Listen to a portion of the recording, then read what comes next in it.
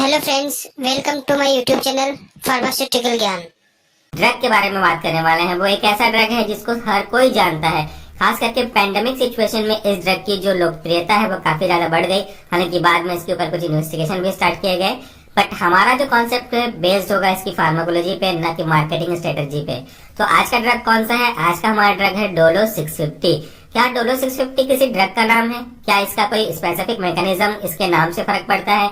नहीं, डोलो 650 कोई भी ड्रग का नाम नहीं है, ये उसका ब्रांड नेम है जो मैक्रो लैब्स है इनके द्वारा बनाया जाता है। तो डोलो 650 आप कह रहे हैं तो यहाँ पे आप उसके ब्रांड नेम को, डोलो को, और 650 उसके स्ट्रेंथ को, जिसके स्ट्रेंथ के हिसाब से आप मेडिसिन लेना चाहते हो, उसको रिप्रेजेंट करने वाला सब्सटेंस है।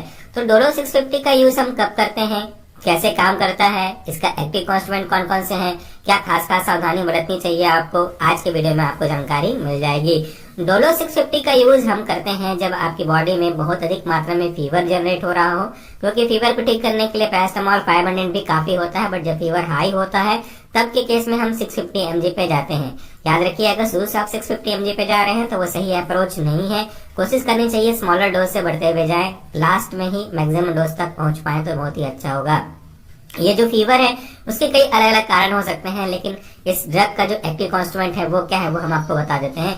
यह है पैरासिटामोल। एग्जैक्टली बिल्कुल वही पैरासिटामोल है जिसका कंजप्शन आप करते हैं। फर्क इतना है कि इसका कंसंट्रेशन आपने मैक्सिमम 500 mg का किया होगा, लेकिन यहाँ पे डोलो 650 mg को रिप्रेजेंट कर रहा है।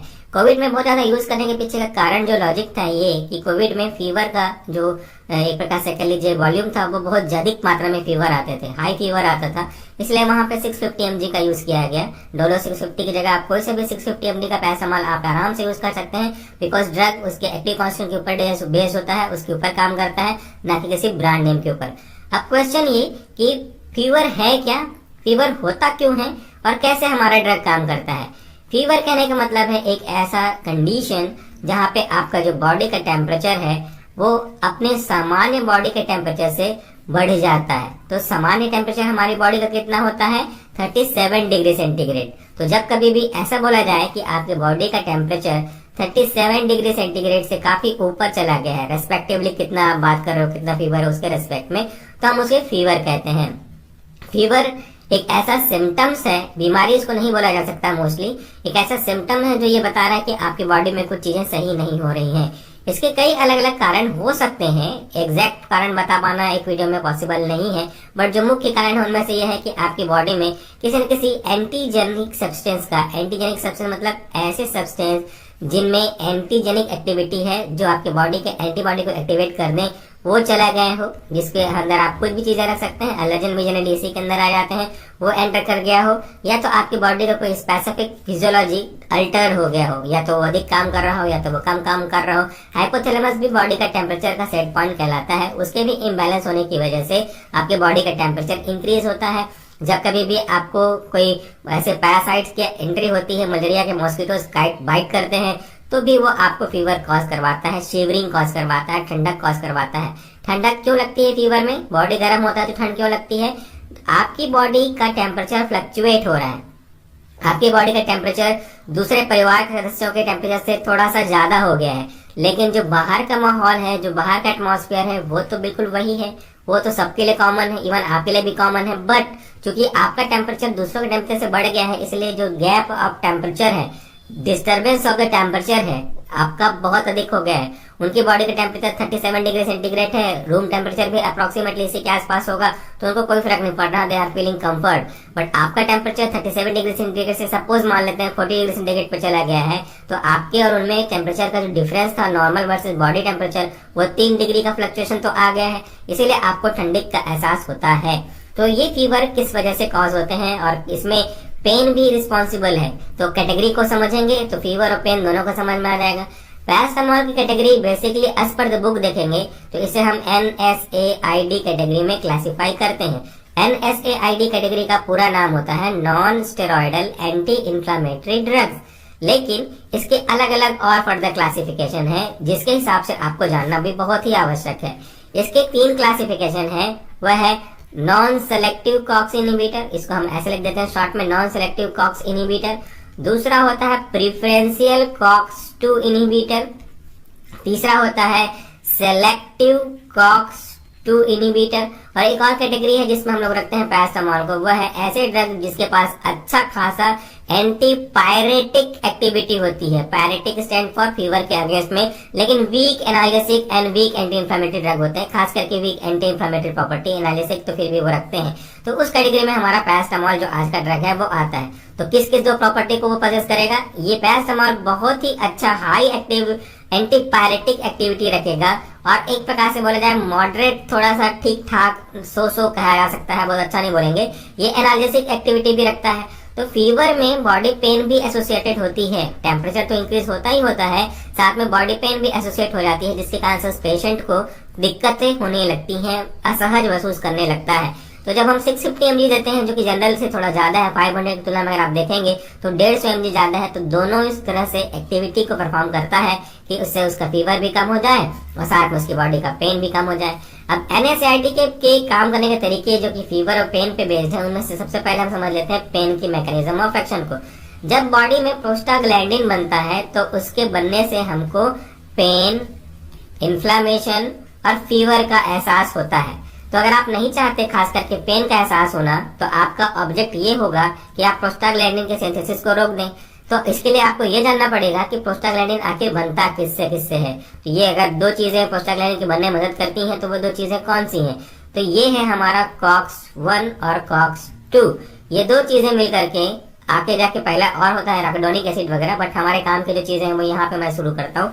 COX-1 और COX-2 ये दोनों अपने अपने तरीके से अपने अपने पाथवे से कॉक्स पाथवे बोलते हैं। एक और होता है LOX pathway, lipoxygenase pathway, cyclooxygenase pathway, मतलब कॉक्स होता है।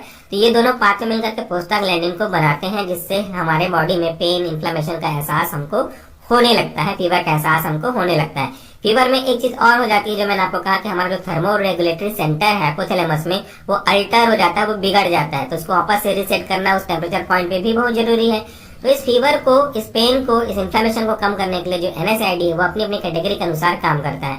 सपोज अगर ये नॉन सिलेक्टिव है तो वो COX-1 को भी अफेक्ट कर सकता है, COX-2 को भी अफेक्ट कर सकता है, या इन दोनों में से किसी एक को अफेक्ट करके प्रोस्टाग्लैंडिन सिंथेसिस को वो कम कर सकता है। लेकिन दिक्कत यहाँ पे क्या है? अगर आप नॉन सिलेक्टिव लेते हो तो COX-1 और COX-2 दोनों भले ही प्रोस्टाग्लैंडिन का निर्माण कर रहे हैं, लेकिन दोनों का नेचर, दोनों की प्रकृति अलग अलग है। COX-1 कॉन्स्टिट्यूटिव इन नेचर होते हैं, या इसे हम हाउसकीपिंग भी बोलते हैं, हाउसकीपर ऑफ द बॉडी भी बोलते हैं, क्योंकि ये एनी टाइम हमारे बॉडी में प्रेजेंट होता है। जब आपको चोट लगी हो तो भी, जब चोट नहीं लगी हो तो भी, एनी टाइम आपकी बॉडी में प्रेजेंट होगा। और इसका एक महत्वपूर्ण काम ये भी होता है कि जब आप कुछ खाना खाते हैं या जब नहीं भी खाते हैं तो पेट में एसिड का सिक्रेशन हो रहा होता है, खाने के समय में थोड़ा सा इसका अमाउंट बढ़ जाता है। तो एसिड हमारे पैराइटल सेल से सिक्रीट हो रहे होते हैं। अगर किसी कारण से एसिड ज्यादा निकलता है तो हमारी बॉडी का खुद का एक मैकेनिज्म है, बाइकार्बोनेट प्रोटेक्टिव लेयर मैकेनिज्म, इससे वो अपने आप को बचा के रखता है। इस बाइकार्बोनेट का जो बनाने का मैकेनिज्म है वो आपके कॉक्स के ऊपर डिपेंडेंट है। COX-1 बोला जाए कि बनाने में मदद करता है बाइकार्बोनेट का, तो सही सरल सिंपल भाषा में आपको एक्सप्रेशन मिल जाएगा। लेकिन अगर आप ये देख रहे हो कि आपने NSAID खास करके नॉन सिलेक्टिव कैटेगरी का ड्रग लिया है, तो मान लेते हैं कि COX-1 को अफेक्ट कर देता है, तो COX-1 नहीं रहेगा तो ठीक है, आपका प्रोस्टाग्लैंडिन तो नहीं बनेगा, जिससे आपको पेन, इन्फ्लेमेशन, फीवर से रिलीफ मिल जाएगी, इसमें कोई शक की बात नहीं है, आपकी एक्टिविटी होगी। But as a side effect अगर आप देखें तो भाई जो COX-1 आपके लिए प्रोटेक्टिव बाइकार्बोनेट लेयर बना रहा था, वो बनाने वाला ही आपने हटा दिया, तो फिर वो बनेगा कैसे? और नहीं बनने की वजह से जो एसिड का एक्सेस अमाउंट होगा, हाइपर एसिडिटी होगी, हाइपर एसिडिटी की वजह से आपके पेट पे अल्सर, पेप्टिक अल्सर होने के चांसेस बढ़ जाएंगे, जो कि इसका एक साइड इफेक्ट है। दूसरा साइड इफेक्ट ये भी है कि आपके ब्लड की क्लॉटिंग को ये इनहिबिट भी करता है, तो उससे उस व्यक्ति को बहुत ज्यादा प्रॉब्लम हो सकती है, जिसको हीमोफीलिया की प्रॉब्लम हो या जिसका ऑपरेशन हुआ हो, होने वाला हो रहा हो, उस केस में भी इसके लिए एक प्रॉब्लमेटिक कंडीशन हो सकती है। तो कोशिश करनी चाहिए कि हम COX-1 को ना छेड़े, ज्यादा COX-2 पे ध्यान दिया जाए। तो दूसरा जो कैटेगरी है हमारा प्रेफरेंशियल COX-2 इनहिबिटर, वो प्रीफर करता है कि COX-2 को अफेक्ट किया जाए, बट अभी भी 100% आप नहीं बोल सकते कि वो COX-1 को छुएगा भी नहीं, प्रीफर किया जाएगा, मतलब प्रायोरिटी देगा। मतलब आपको मैं कह रहा हूँ कि मेरे पास दो मोबाइल है, iPhone 13 है और iPhone 10 है, आप अपनी चॉइस के हिसाब से कोई भी एक मोबाइल मुझसे ले सकते हो। तो आपका प्रेफरेंस तो मुझे पता है किस पे जाएगा, आप डेफिनेटली iPhone 14 या फिर कोई और लेटेस्ट वर्जन जब आप ये वीडियो देख रहे होगे, सुन रहे होगे, तब के ऊपर जाओगे, सेकंड पे तो नहीं जाओगे ना। तो आपका प्रेफरेंस तो 14 हुआ या लेटेस्ट वर्जन हुआ। लेकिन अगर मैं आपको कहूं कि चलिए 14 नहीं हुआ, खत्म हो गया, अब आपके मेरे पास सिर्फ और सिर्फ यही पुराना वाला 10 वाला वर्जन बचा है, तो क्या आप लेंगे? तो आपका जवाब होगा हाँ मुझे चाहिए, क्योंकि कुछ नहीं से कुछ सही तो बहुत ही बेहतर है ना। जब फ्री में सब कुछ मिल रहा हो तो प्रेफरेंसी आपकी, प्रायोरिटी आपकी कोई और था, लेकिन उसके एब्सेंस में आपने सेकंड अल्टरनेटिव से काम चलाया। बिल्कुल वैसा ही है, कॉक्स 2 का अफेक्ट करना था, लेकिन उसके एब्सेंस में कॉक्स 1 को भी आप अफेक्ट करवा के देख सकते हो।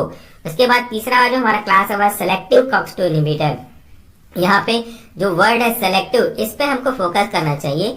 सेलेक्टिव कहने का मतलब होता है नहीं मुझे यही चाहिए, मुझे यही मोबाइल चाहिए तो मुझे यही मोबाइल चाहिए, इसके अलावा दूसरा मैं लूंगा नहीं। लेकिन ये कंडीशन बड़ा रेयर कंडीशन होता है। जैसे आप अपने घर में भी बात कर लें कि आपको अगर कोई मोटरसाइकिल चाहिए, कोई स्पेसिफिक मॉडल का मोबाइल चाहिए, तो आप अपने घर में जिद कर सकते हो, करना नहीं चाहिए बट मैं एग्जांपल की बात कर रहा हूँ कि आप जिद कर सकते हो कि मुझे यही चाहिए। तो आपके घर में आपके बजट के अकॉर्डिंगली या आपके नेचर के अकॉर्डिंगली बोलेंगे कि नहीं बेटा ये नहीं ये ले लो, तो आप बोलोगे नहीं मुझे कोई अल्टरनेटिव नहीं चाहिए, मुझे यही चाहिए, तो फिर आप इसको ले सकते हो, आप केवल सेलेक्टिव पे जा सकते हो। उसका मतलब होता है सेलेक्टिव कॉक्स 2 इनहिबिटर। ये हो गया आज के ड्रग के इस 3 तरीके के मैकेनिज्म, कॉक्स 1, कॉक्स 2, कॉक्स 3। लेकिन हमारा जो पैरासिटामोल है वो कॉक्स 3 पे काम करता है। आपने सही सुना, कॉक्स 3 पे काम करता है। कॉक्स 3 एक ऐसा नया साइक्लोऑक्सीजन पाथवे का मीडिएटर मिला है जो हमारे ब्रेन में लोकेटेड होता है, और पैरासिटामोल इसी को टारगेट करता है कॉक्स 3 को। हालांकि बहुत ज्यादा evidence based mechanism of action नहीं मिला है कॉक्स 3 के ऊपर, लेकिन केडी त्रिपाठी जैसे कुछ अच्छी किताबों में लेटेस्ट एडिशन में ये मेंशन किया गया है कि ये जो आपका पैरासिटामोल है वो कॉक्स 3 को अफेक्ट करके आपके बॉडी के बढ़े हुए टेम्परेचर को वापस से नॉर्मल टेम्परेचर में लेकर के आता है। और इस टेम्परेचर का फ्लक्चुएशन, जो टेम्परेचर ज्यादा है उससे कम में होके आना, आपके हाइपोथैलेमस पे बेस करता है और उसी को वो रिस्टोर करता है, हाइपोथैलेमस को सेट पॉइंट पर वापस से रिस्टोर करेगा। इससे आपके बॉडी का टेम्परेचर शॉर्ट हो जाएगा। ये तो बात हो गई इसके कॉन्स्टिट्यूएंट के मैकेनिज्म ऑफ एक्शन और कुछ बेसिक कॉन्सेप्ट की। लेकिन याद रखिए पैरासिटामोल एक ऐसा ड्रग है जिसके साइड इफेक्ट भी हैं। हालांकि सेफेस्ट ड्रग है, ओटीसी प्रोडक्ट है, फिर भी साइड इफेक्ट हैं। वो डिपेंड करता है ड्रग के डोज और ड्यूरेशन पे। अगर आप 650 का ही ड्यूरेशन ले रहे हैं लंबे समय तक के लिए तो आपके लिए प्रॉब्लम जा सकती है, क्योंकि जो पैरासिटामोल है वो लिवर को डैमेज करने की प्रॉपर्टी रखता है, हिपेटोटॉक्सिक कॉज कर सकता है। अगर बहुत अधिक मात्रा में लिया जाए तो प्रॉब्लम कर सकता है। एक सेफ कैलकुलेशन के अकॉर्डिंगली अगर आप 500 mg की बात कर रहे हो तो एक दिन में 4 मैक्सिमम टेबलेट लिया जा सकता है। एक से दूसरे के बीच में 3 से 4 घंटे आवर्स का डिफरेंस होना चाहिए। तो अगर आप टोटल 4 लेते हैं तो 500 डिवाइडेड इंटू 500 इंटू 4 अगर आप 4 टाइम ले रहे हैं तो आप मैक्सिमम 2 ग्राम का या 2000 mg का ही एक ड्रग ले सकते हैं। अगर आप 650 mg ले रहे हैं तो कैलकुलेट कर लीजिएगा कितने डोज पे आपको 2000 mg या 2 ग्राम मिल रहे हैं। इससे एक्सीड नहीं करना है। दूसरा, पैरासिटामोल जब भी आप कंज्यूम करें तो आपको दूध का सेवन नहीं करना है। एटलीस्ट आधा से 1 घंटा तक दूध के साथ पैरासिटामोल को नहीं लीजिएगा, वरना ये इसके एब्जॉर्प्शन को अफेक्ट कर सकता है। तीसरा, पैरासिटामोल कभी भी अल्कोहलिक बेवरेज के साथ भी नहीं लिया जाना चाहिए। कोई भी ऐसे तो अल्कोहलिक बेवरेज लिया ही नहीं जाना चाहिए, फिर भी कौन समझ में आया, किसी को समझ में आएगा या नहीं आएगा, कोई मानेगा नहीं मानेगा, वो एक अलग मैटर है। बट एज अ फार्मासिस्ट आपको सजेशन यही है कि पैरासिटामोल को नॉट ओनली डोलो 650 बल्कि कोई भी पैरासिटामोल एक्टिव कॉन्स्टिट्यूएंट के रूप में अगर आप ले रहे हैं तो that should not be taken with milk and beverage alcoholic substance. Beverage के साथ आपको नहीं लेना है, खास करके जिसमें अल्कोहल सब्सटेंस हो तो वो बिल्कुल भी अवॉइड करिएगा। तो ओवरडोज में always be injurious to your liver. तो अपने लीवर को बचाना चाहते हैं तो ओवरडोज पैरासिटामोल का ना लें, जरूरत पड़ने पे ही डॉक्टर के सजेशन पे लें और स्टार्ट करिएगा 500 या उससे फिर लोअर mg के पैरासिटामोल के साथ में, ताकि आपका कंसंट्रेशन तो जितना चाहिए उतना मिले, ओवरडोज ना जाए। तो आज की वीडियो के लिए इतना ही। Thank you so much for this video. नमस्कार, टेक केयर।